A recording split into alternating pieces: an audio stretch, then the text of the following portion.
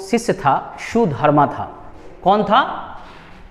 शिष्य था इनका अंतिम सुधर्मा। यह था महावीर स्वामी का शिष्य, जो महावीर स्वामी के क्या हुआ था, मृत्यु के बाद जीवित बचा था। अब जैन धर्म में एक परिवर्तन भी हुआ। महावीर स्वामी कोई भी वस्त्र का प्रयोग नहीं करते थे। महावीर स्वामी का मानना था कि इंसान क्या हुआ है, पृथ्वी पर नग्न आया है, ठीक है। कोई वस्त्र पहन के इंसान का जन्म नहीं हुआ है, ठीक है। और वैसे स्थिति में उनका मानना था कि यह संसार ही क्या है, वस्त्र है, और उन्होंने वस्त्र को त्याग दिया था। महावीर स्वामी ने दिगंबर जैन मुनि के नाम से वह जाने जाते थे। दिगंबर जो थे कोई भी वस्त्र का उपयोग नहीं करते हैं, संसार को ही अपना वस्त्र मानते हैं। तो महावीर स्वामी दिगंबर जैन थे, जैनिस्ट थे। क्या थे? दिगंबर जैनिस्ट। कौन थे? महावीर स्वामी, ठीक है। किसी भी वस्त्र का प्रयोग नहीं करते थे। लेकिन पाटलिपुत्र में अकाल पड़ा, दुर्भिक्ष, बहुत भीषण गर्मी, और उसमें कई जैनिस्टों की मृत्यु होने लगी। और इतनी भीषण गर्मी था कि जैनिस्ट क्या होते थे, नग्न रहते थे, और गर्मी के कारण उनकी मृत्यु हो जाती थी। तो जैन धर्म के गुरु स्थूलभद्र ने पाटलिपुत्र में सम्मेलन बुलाया था जैनिस्टों का। इसके पीछे का कारण हम आपको जानते हैं, आइए बता रहे हैं। क्या था कि पाटलिपुत्र में प्रथम जैन सम्मेलन कराया गया था। कहाँ? पाटलिपुत्र में, ठीक है, में प्रथम जैन सम्मेलन, ठीक है। इस सम्मेलन में जैन धर्म दो भागों में विभाजित हो गया। श्वेतांबर, दूसरा दिगंबर। श्वेतांबर जैन धर्म के नेतृत्व करते थे स्थूलभद्र, ठीक है, और दिगंबर का थे भद्र बाहु, ठीक है। प्रथम जो जैन सम्मेलन हुआ था उसके नेतृत्व किए थे स्थूलभद्र, ठीक है। जैन धर्म क्यों टूटा, इसके पीछे का भी कारण था। महावीर स्वामी मानते थे कि संसार क्या है, हमारा वस्त्र है, इसलिए वो क्या करते थे, कोई वस्त्र धारण नहीं करते थे। लेकिन पाटलिपुत्र, जिसको आप पटना कहते हैं, वहाँ भीषण गर्मी पड़ा और कई जैनिस्टों का मृत्यु होने लगा। तो कुछ जैनिस्ट जो थे वह दक्षिण में कर्नाटक के श्रावण बेलगोला में चले गए भद्रबाहु के नेतृत्व में, और कुछ जैनिस्ट जो थे स्थूलभद्र के नेतृत्व में पाटलिपुत्र में ही रह गए। तो स्थूलभद्र ने वहाँ रहने वाले यानी पाटलिपुत्र में रहने वाले जैनिस्टों को यह निर्देश दिया कि गर्मी से बचने के लिए आप क्या करें, श्वेत वस्त्र का धारण करें। कुछ दिन बाद, कुछ वर्षों बाद, जब भद्रबाहु पहुँचे कहाँ, पाटलिपुत्र, और जैन सम्मेलन चल रहा था, प्रथम जैन सम्मेलन, तो इसमें विवाद खड़ा हो गया कि जैन धर्म मानता है कि हमें यह संसार वस्त्र है, इसलिए हमको वस्त्र का उपयोग नहीं करना चाहिए, लेकिन कुछ जैनिस्ट श्वेत वस्त्र का उपयोग कर रहे हैं। और इसी में क्या हो गया, मतभेद हो गया। तो जैन धर्म के दो भाग हो गए। श्वेतांबर जैन धर्म का नेतृत्व करने वाले स्थूलभद्र हो गए, जो श्वेत वस्त्र धारण करते थे, और दिगंबर जैन धर्म का नेतृत्व करने वाले भद्रबाहु हो गए, जो नग्न रहते थे। महिलाएं भी श्वेतांबर धर्म में शामिल होने लगी, चूँकि श्वेत वस्त्र पहनना उनके लिए लाभदायक था, क्योंकि किसी भी महिलाओं के लिए निर्वस्त्र यानी नग्न रहना संभव नहीं होता है।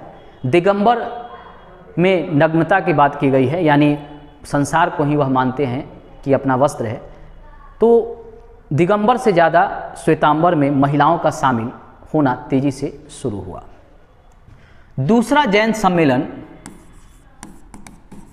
दूसरा जैन सम्मेलन गुजरात के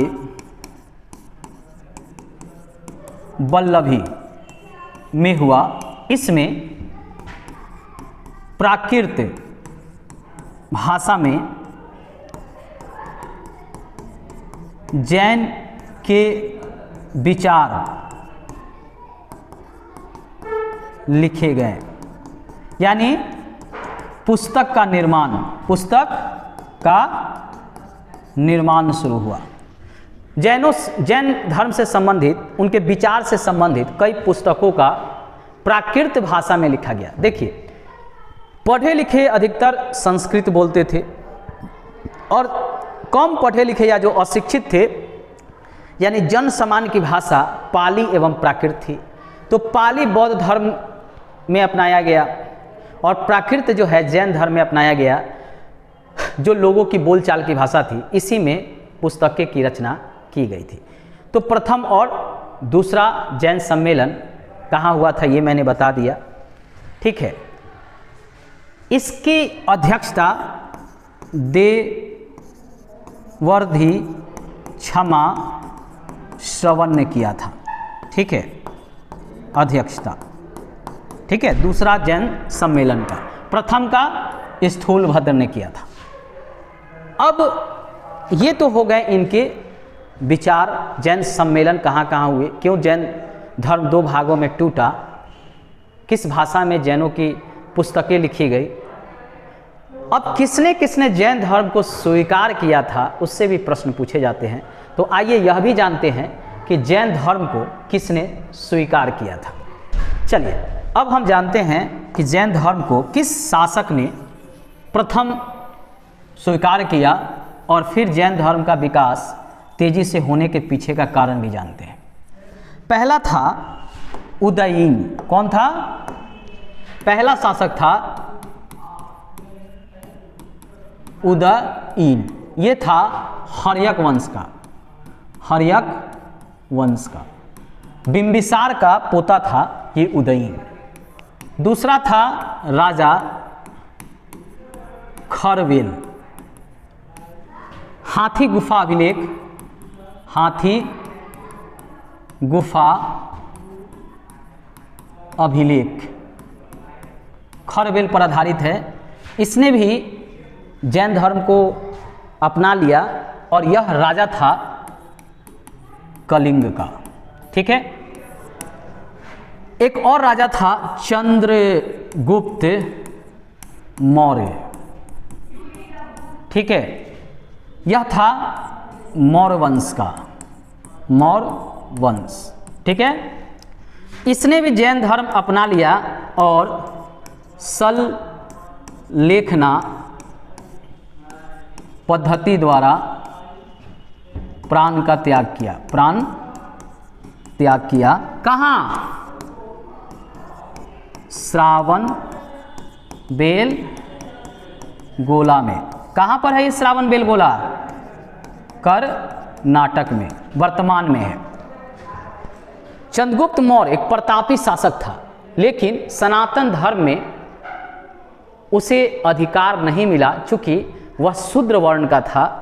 राजा तो वह बन गया था धनानंद को हराकर, महापद्मनंद का पुत्र था धनानंद, नंद वंश का था, उसको हरा के चंद्रगुप्त मौर्य शासक तो बन गया, लेकिन वह शूद्र था। और इस कारण वर्ण व्यवस्था में ऊंचे स्थान पे किसको रखा गया? ब्राह्मण को, फिर क्षत्रिय को, फिर वैश्य को और फिर शूद्र को। तो ऐसे स्थिति में उसको वह अधिकार सनातन धर्म में, हिंदू धर्म में नहीं मिला।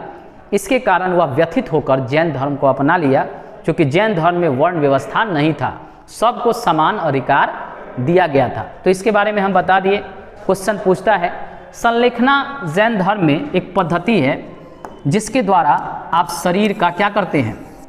त्याग करते हैं, ठीक है। इसमें होता है कि आप एक रूम में बैठकर अपने जो ग्रंथ है उसका अध्ययन करते हैं, धीरे धीरे खाना पानी छोड़ते हैं और धीरे धीरे क्या होता है, कुछ समय बाद आपकी मृत्यु हो जाती है। तो वह जैनिस्टों का प्रचलन है। ठीक है। तो किसने जैन धर्म को अपनाया यह मैंने बता दिया। श्रावण बेलगोला में एक बहुत बड़ा आयोजन भी होता है। ठीक है। यहाँ पे गोमतेश्वर की मूर्ति बनाया गया है जिसको बाहुबली के नाम से भी जाना जाता है, और प्रत्येक 12 वर्ष बाद इनका मस्तिका अभिषेक होता है। ठीक है। बहुत बड़ी मूर्ति बनाई गई हुई है इनका। ठीक है। बहुत बड़ी मूर्ति बनाई गई है और सभी जैनिस्ट जो है वह क्या करते हैं, इनकी पूजा करते हैं। ठीक है। ये मूर्ति जो है खड़ी अवस्था में है। अगर आप कभी कर्नाटक जाइएगा तो देखिएगा ये मूर्ति खड़ी अवस्था में है और नग्न है। ठीक है। ये मूर्ति जो है नग्न बनाई गई है। ठीक है। नग्न है मूर्ति। ठीक है। ये है गोमतेश्वर की मूर्ति। किसकी मूर्ति है, गोमतेश्वर की। ठीक है। गोमतेश्वर, इन्हीं को कहा गया है बाहुबली। ठीक है। इन्हीं पर पिक्चर भी आया था, अभी बाहुबली पिक्चर आया था तो इन्हीं पर आया था। ये दिगंबर जैनिस्ट हैं, नग्न इनकी मूर्ति है। इनकी पूजा जो है 12 वर्ष बाद महाअभिषेक होता है श्रावण बेलगोला में, जो कर्नाटक में है। जैसे हिंदू धर्म में शिव शंकर भगवान का अभिषेक होता है, ठीक है, उसी तरह इनका भी अभिषेक होता है। तो हमने मुख्य फैक्ट को तो बता दिया। अब इससे संबंधित कुछ प्रश्नों को भी कर लेते हैं लास्ट में, ताकि आपको याद रहेगा कि किस तरह के प्रश्न जो है एग्ज़ाम में पूछे जाते हैं। चलिए।